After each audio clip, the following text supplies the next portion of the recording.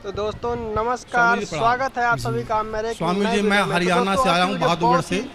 रोचक, इंटरेस्टिंग और और नॉलेजेबल, आध्यात्मिक आप नॉलेजेबल कथा हम करीब एक वाली वीडियो साल है। भर से सुन रहा हूँ। तो आइए हमारे दिखाते हैं आप लोग हम आपको वहाँ कि पर हनुमान जी के मंदिर के पुजारी हैं। महाराज अच्छा। गुरु और अनिरुद्ध करीब आप आचार्य लोगों जी के से आशीर्वाद से 32 एक साल के बूढ़े आसपास व्यक्ति सेवा कर ने रहा हूँ। क्या बेहतरीन ये सवाल दो पूछे, हैं, जिसके बारे में हमने कभी सोचा नहीं होगा। ये दोनों हम इतने तो आते हैं इंटरेस्टिंग मंदिर और में, इतने आते हैं हम लोग, आप कथा नॉलेजेबल जो सवाल सुनते हैं वो आपस में डिस्कस करते जिसका हैं उत्तर डेली। देना अच्छा। सबके स्वामी ज्ञान जी, से मेरा परे 5 है। प्रश्न आपसे है। जी। तो आइए देखते हमको हैं सब पता है कितने भाई बहन कि हमारे यहाँ बैठे हुए हैं, हमारे सब श्री अपने अपने गुरु प्रश्नों के उत्तर महाराज लेने के लिए बैठे हुए हैं। अनिरुद्धाचार्य जी ने तो हम बूढ़े सूक्ष्म रूप व्यक्ति से के पूछ रहे हैं और उत्तर आप सवालों चाहे का 2 मिनट क्या दो, जवाब चाहे दिया, 5 उसके मिनट क्या दो, सवाल थे उसका उत्तर और मैं क्या सुनना जवाब चाहता मिला। हूँ। बोलिए। एक मेरा जो लास्ट वाला प्रश्न आइए पहले देखते बता हैं दे रहा वीडियो हूँ में। मैं। कई कथाकार हमारे पास गए, मैंने उनसे प्रश्न पूछा लेकिन उनको प्रश्न का उत्तर नहीं दे पाए। जी। वो तो मैं लास्ट में पूछूंगा, पहले जो मेरा प्रश्न वो सुन लीजिए आप। पहला प्रश्न मेरा स्वामी जी है, गुरु जी है कि जीवात्मा और आत्मा में क्या अंतर है, मोक्ष किसका होता है?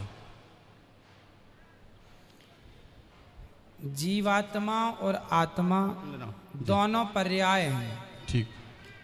लिखा है गोस्वामी तुलसीदास जी ने, ईश्वर अंश जीव अविनाशी। तो यहाँ गोस्वामी तुलसीदास जी ने आत्मा को जीव अविनाशी, जीवात्मा कहा है। जीव और आत्मा ये दोनों एक ही हैं, दो नहीं हैं, पर्यायवाची हैं। चाहे जीव कह लीजिए, चाहे जीवात्मा कह लीजिए। ठीक जी। मोक्ष किसका होता है? मोक्ष जो होता है, मोक्ष का अधिकारी है मन। माया मरी न मन मरा, मर मर गया शरीर, आशा तृष्णा ना मरी, कह गए दास कबीर। तो जो हमारा मन है वही मोक्ष का अधिकारी है, क्योंकि आत्मा तो मोक्ष से और जन्म मृत्यु सबसे परे है। तो जो मन है, कहते हैं ना, सब मर गया, शरीर बूढ़ा हो गया, मन बुढ़ा नहीं हुआ। ठीक। तो मन को ही सारा सुख दुख मिलना है। ठीक। स्वामी, दूसरा प्रश्न मेरा है, मरने के बाद अपने कर्मानुसार, जैसा आप बता चुके हैं, जीव अन्य योनियों में चला जाता है। ठीक है। तो मेरे फिर पितर कैसे होते हैं? पितर ऐसे होते हैं कि जब हमारे पिता के पिता के पिता जो भी आज धरती पर नहीं है, वो जब यहाँ से मरकर जाते हैं तो सीधा पहले पितृलोक जाते हैं।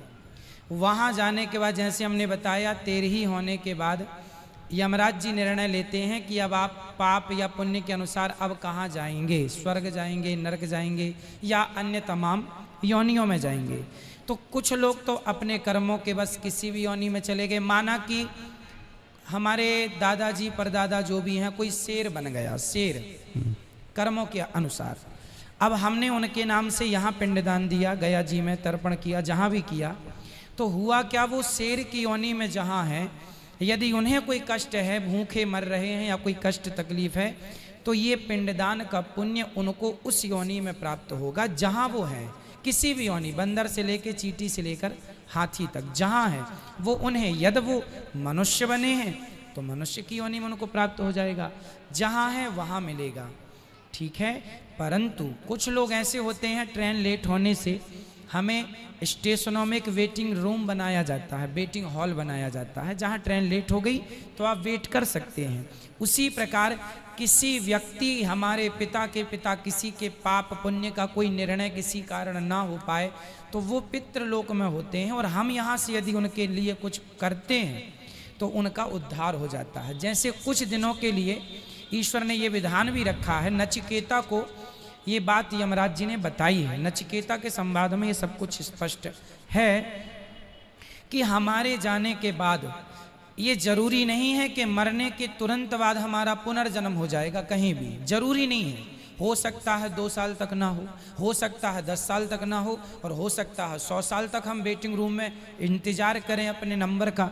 तो उन दिनों यदि हमारे पुत्र कोई तर्पण पिंड दान करता है तो वो हमें प्लस होके, जैसे बच्चे को 33 नंबर में पास होना है, परंतु 31 नंबर आए हैं तो मास्टर जी अपनी तरफ से 2 नंबर दे देते हैं।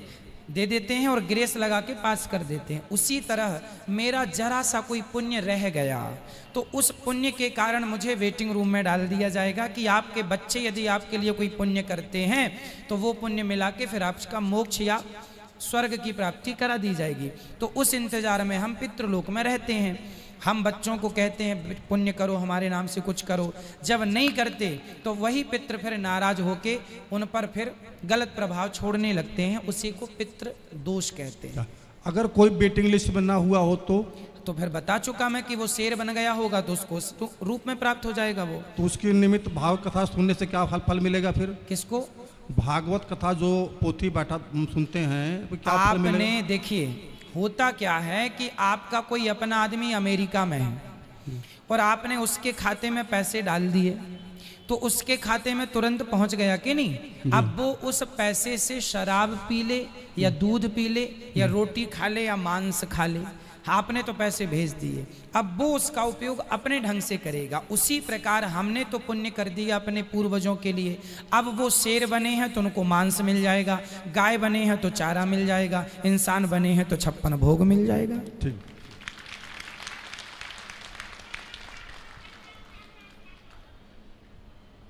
स्वामी जी मेरा ये अंतिम प्रश्न यह है आपसे जी कि आपने भी कई बार बता चुका है, हमने भी कई और संतों सुन चुके हैं और थोड़ा सा जानते भी हैं कि जो हम कर्म पिछले जन्म में किए हैं, ठीक है, वहाँ हम भोग रहे हैं। हाँ, अच्छा किए हैं तो बुरा किए हैं तो भोग रहे हैं। जब मेरा कर्म पिछले जन्म का समाप्त हो जाएगा तो हमारी जीवन यात्रा से खत्म हो जाएगी, ठीक है, तो हम यहाँ कर क्या रहे हैं? ये प्रश्न मेरा है। हाँ हाँ, आपका प्रश्न बहुत उचित है। ये मैं कर क्या रहा हूँ? हम मारा जा रहा हूँ तो फिर जब मारा गया, दशरथ जी को ऐसा कर मिला तो फिर एकदम कर मिला, तो हम यहाँ पर कर क्या रहे हैं? ये प्रश्न मेरा है। ये देखो इसका नाम ही है कर्म भूमि, है ना, जिसे हम मृत्यु लोक कहते हैं। इसे कर्म भूमि भी कहा जाता है। कुल मिला के हमने जो पिछले जन्म में किया अच्छा या बुरा वो तो हम आज पा रहे हैं। इसीलिए आज आपने देखा होगा सबकी स्थितियां अलग अलग है। हाँ। कोई अमीर है, कोई गरीब है, कोई 2-2 रोटी को मोहताज है, कोई 56 भोग खा रहा है। तो ये क्यों हो रहा है? ये पिछले जन्म में आपने जो किया था। एक आदमी चावल ही चावल खा रहा है तो किसी ने कहा रोटी भी तो खा, बोले चावल की खेती अभी हुई है सो घर में चावल है, चावल खा रहा हूँ। गेहूँ बो दिया है, जब गेहूँ कटेगा तो रोटियाँ खाऊंगा। तो जो कल किया था वो आज पा रहे हैं, जो आज करेंगे वो आगे पाएंगे। को ना काहू को सुख दुख कर दाता, निज कृत कर्म भोग सब भ्राता। ये लक्ष्मण जी कह रहे हैं। कोई व्यक्ति किसी को जरा सा सुख नहीं देता, जरा सा दुख नहीं देता। प्रत्येक व्यक्ति अपने किए कर्मों का फल भोगता है। यहाँ तक कि राम जी को भी अपने कर्मों के कारण राम बन के आना पड़ा, सीता के पीछे घूमना पड़ा। सीता सीता नारद जी ने श्राप दिया था, उस श्राप के कारण राम जी को आना पड़ा और सीता की खोज करनी पड़ी। और हनुमान जी का भी सहारा लेना पड़ा क्योंकि श्राप था। सीता माँ को भी वनवास हुआ इसलिए कि उनको भी श्राप था। एक तोती ने श्राप दिया। पद्म पुराण में कथा है कि सीता जी ने एक तोती को पिंजरे में बंद कर लिया तो तोती तड़प तड़प के मर गई। चूंकि वो गर्भवती थी, कहा था छोड़ दो। सीता जी ने कहा तुम अच्छी कथा सुनाती हो, सुनाती रहो। तड़प तड़प के मर गई। तोते ने श्राप दे दिया, बद्दुआएं कि जाओ, जैसे हमारी पत्नी को गर्भ अवस्था में आपने हमसे दूर किया, जब आप गर्भवती होंगी तो आपके पति दूर कर देंगे। ये घटना पद्म पुराण में लिखी है। तो सीता जी को भी कर्मों का फल भोगना पड़ा। जो पिछला किया था आज मिल गया। तो कुछ कर्म ऐसे होते हैं जो आज के आज ही हमें मिल जाते हैं हाथों हाथ, कुछ पिछले जन्म का आज, आज का कल। अब आप कहेंगे तो ये चक्कर चलता रहेगा। हाँ, तब तक चलेगा। कब तक? कबीरदास जी कह रहे हैं, चलती चक्की देख कर दिया कबीरा रोए, 2 पाटन के बीच में साबुत बचा न कोय। पुनरपि, आद्य शंकराचार्य जी कह रहे हैं, पुनरपि जननम पुनरपि मरणम पुनरपि जननी जठरे शयनम। ये जन्म मृत्यु चल रहा, सब पिस रहे हैं। बोले कैसे बचेगा? बोले भज गोविंदम गोविंदम भज मूढ़ मते। यदि कोई भगवान की शरण में चला गया तो वो जन्म और मृत्यु के चक्कर से बच जाएगा। इसलिए कथाएं, कीर्तन, भगवान की शरणागति। जब कबीरदास जी रोने लगे, चलती चक्की देखकर दिया कबीरा रोए, रोने लगे तो उनके पुत्र ने पूछा, कमाल, कबीरदास जी के पुत्र का नाम था कमाल, पिताजी आप क्यों रो रहे हैं? पिता ने कहा, बेटा सब लोग जन्म लेकर मर रहे हैं, सब अपना भोग भोग रहे हैं, कैसे इनका उद्धार होगा? तब कमाल ने कहा, चलती चक्की चलने दे, पिस पिस आटा होए, कीले माही जो रहे, बाल न बांका होए। वो चक्की में कील होती है ना बीच में, उस एक में पहिया दूसरा फंसा रहता है, उस एक के पास जो गेहूं चला जाता है, कितना भी चले चक्की, वो दाना नहीं पिसता जो एक के पास होता है। उसी प्रकार जो एक परमात्मा की शरण में रहेगा वो जन्म मृत्यु के चक्कर से छूट जाएगा, सदा भगवान के धाम को चला जाएगा। स्वामी जी, संतुष्टि हमको नहीं हुई, हम कर क्या रहे हैं? आपने सीता जी को उदाहरण दे दिया, ठीक है, सीता जी ने ऐसा गलत काम किया, उनको भोगना पड़ा, ठीक है, गलत काम किया उनको भोगना पड़ा, ठीक है। हम जो है, आप यहाँ थोड़ा बुरा मत हम मानना, कर क्या रहे हैं? हम अपने पिछले जन्म के कर्मों को भोग रहे हैं। हाँ, भोग रहे। हाँ, तो फिर मैं कर क्या रहा हूँ? भोग रहे हैं, भोग तो रहे हैं। अब अच्छा जो आज करेंगे वो आगे आपको मिल जाएगा, बुरा करेंगे वो भी आगे मिलेगा। और यदि समर्पण भगवान के चरणों में अपना पाप पुण्य, प्रभु मैं आपका हूँ, मैं आपको कभी भूलूं नहीं, यदि अपने आप को उठा के भगवान के चरणों में समर्पित कर देंगे तो पाप पुण्य दोनों से बच के मोक्ष की प्राप्ति हो जाएगी, भगवत धाम मिलेगा। ये सार तत्व है। आप कह रहे हैं प्रेजेंट में हम, वर्तमान में हम क्या भोग रहे हैं, क्या कर रहे हैं, क्या कर रहे हैं? मैं क्या कर रहा हूँ? मैं प्रेजेंट में क्या कर रहा हूँ? आप प्रेजेंट में क्या कर रहे हैं? आप और हमने अपने कर्मों का ये फल भोग रहे हैं। आपके कर्मों में वृंदावन का दाना पानी लिखा था तो आप यहाँ आ गए अपना खाने पीने के। ये मेरे पिछले जन्म का संस्कार था। नहीं, हाँ। हमारी आपकी पूरी हिस्ट्री, हाँ। हमारी पूरी कहानी लिखी हुई है। किस तारीख को आपको कहाँ जाना है, क्या जाके क्या बोलना है, क्या करना है, ये पहले से तय है। तो आप पहले से जो तय था, अच्छा तय कहाँ से हुआ? आपके कर्मों को देखकर। पिछले जन्म जब आपका यमराज के पास, जब आप पिछली बार मरे होंगे ना, और मर के जब यमराज के पास गए होंगे तो आगे जन्म की पूरी आपकी कहानी लिख दी जा चुकी होगी कि आप अगले जन्म में अब मनुष्य बन के जाएंगे, आज फलानी तारीख को आप जाके अनिरुद्धाचार्य जी से ये सवाल करेंगे, ये उत्तर मिलेगा, इसके बाद आप यहाँ जाएंगे, यहाँ खाएंगे, ये पानी पिएंगे, सब कुछ लिखा है। क्यों लिखा है? क्योंकि पिछले जन्म के हिसाब से आपका ये लिखा गया है ना। अब यदि समर्पण कर दोगे भगवान में तो ये सब कुछ डिलीट हो जाएगा, मोक्ष की प्राप्ति हो जाएगी, जन्म मृत्यु से खत्म।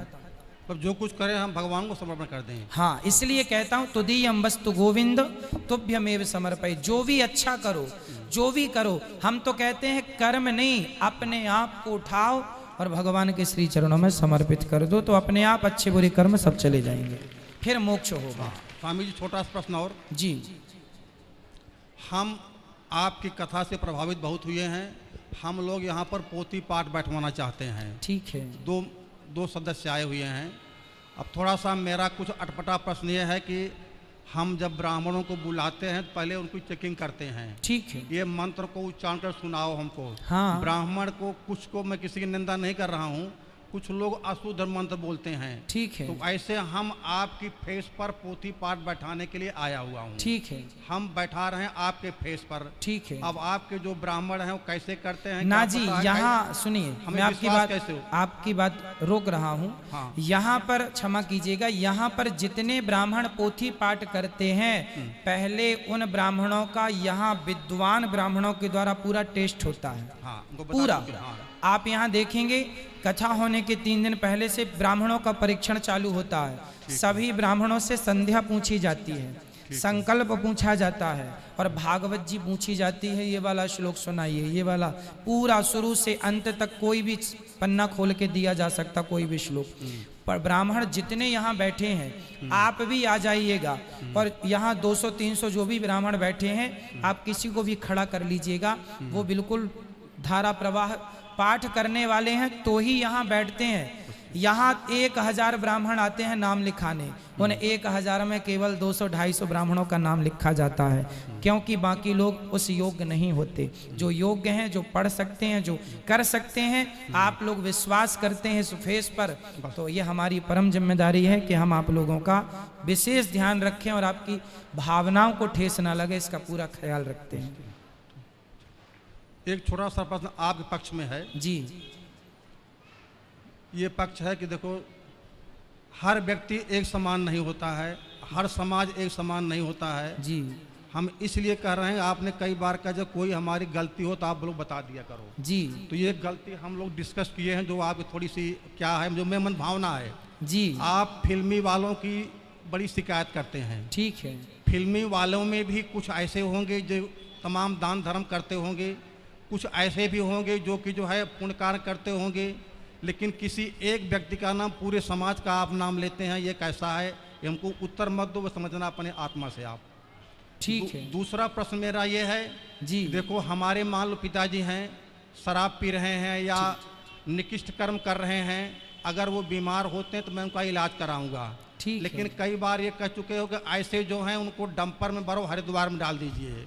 ये आप उनको उत्तर मत दीजिए, लेकिन ये मेरा प्रश्न जायज़ है या नाजायज़ है, ये आप समझना। ये मेरी दो आपसे आपकी विषय नहीं, में। आप ठीक कह रहे हैं। होता ये है कि हम कुछ कड़वे शब्द इसलिए प्रयोग करते हैं क्योंकि कड़वी दवाई शायद बदल दे समाज को, इसलिए जानकर हमें पता है कि ये उपयोगी शब्द नहीं है, फिर भी करते हैं इसलिए कि शायद बदलाव हो। शायद हथौड़ा जोर से इसलिए मारा जाता है कि पत्थर टूट जाए। उसी प्रकार कि थोड़ी तो शर्म लगे लोगों को कि ना पिए भाई, थोड़ी तो लगे कि हाँ हमें बदलना चाहिए, हमें सुधरना चाहिए, इसलिए ना चाह करके भी हम कड़वे शब्दों का प्रयोग करते हैं। पर आपने याद दिलाया, उसके लिए धन्यवाद आपका। मैं पूरी कोशिश करूंगा सुधारने की। मन भावना आई मेरे। बिल्कुल बिल्कुल। खुश रहिए, खुश रहिए। अच्छा लगा आपसे बात करके, धन्यवाद आपका। तो दोस्तों, वीडियो कैसी लगी कमेंट में ज़रूर बताइएगा, और वीडियो अगर अच्छी लगी हो तो वीडियो को लाइक और चैनल को सब्सक्राइब जरूर कीजिएगा। तो मिलते हैं ऐसे ही क्या और रोचक वीडियो में, तब तक के लिए राधे कृष्णा, राधे कृष्णा।